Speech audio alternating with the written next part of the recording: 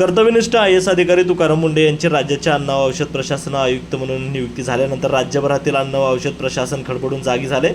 तर आयुक्त तुकाराम मुंढे यांनी कारवाईचा धडाका सुरूच ठेवला आहे आणि नव्यानं आदेश काढत ज्या मेडिकलवर फार्मासिस्ट नाहीत अशा मेडिकलला सील करण्याचे आदेश दिलेत।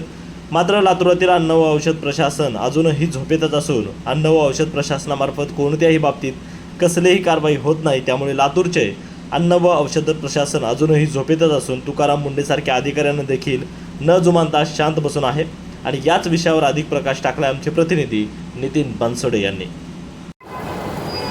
कर्तव्यनिष्ठ IAS अधिकारी तुकाराम मुंढे यांनी FDA म्हणजेच अन्न आणि औषध प्रशासनाचा पदभार घेतल्यानंतर त्यांनी आयुक्त म्हणून पदभार घेतल्याच्या नंतर त्यांनी एक महत्त्वपूर्ण आदेश काढलेला आहे। फार्मासिस्ट नसलेली औषध दुकाने जी आहेत ती सील करण्याचे थेट आदेश दिलेले आहेत। आपण पाहू शकतो लातूर शहरामध्ये देखील असे अनेक दुकानं आहेत जे मेडिकल या ठिकाणी उभारण्यात आलेले आहेत। लातूर शहर आणि जिल्हाभरामध्ये अनेक मेडिकल असे आहेत ज्या ठिकाणी फार्मासिस्ट जवळपास नसलेले आपल्याला पाहायला मिळतात आणि अनेक मेडिकल असे आहेत ज्या ठिकाणी एकाचं लायसन असतं आणि दुसराच जण जो आहे दुकान चालवत असतो, ज्याला कोणताही मेडिकल फील्डचा अनुभव नसतो।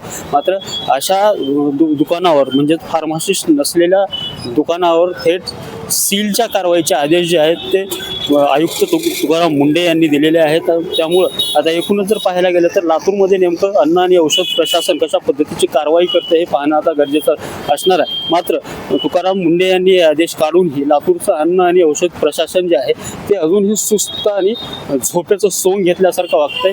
आतापर्यंत एकही कारवाई लातूरच्या अन्न आणि औषध प्रशासनाने या ठिकाणी केलेली नाही। त्यामुळं येत्या काळात तरी तुकाराम मुंढे हे लातूरकडे लक्ष देतील का आणि लातूरच्या अन्न आणि औषध प्रशासनाला झोपेतून उठवतील का हा प्रश्न सध्या निर्माण झाला आहे।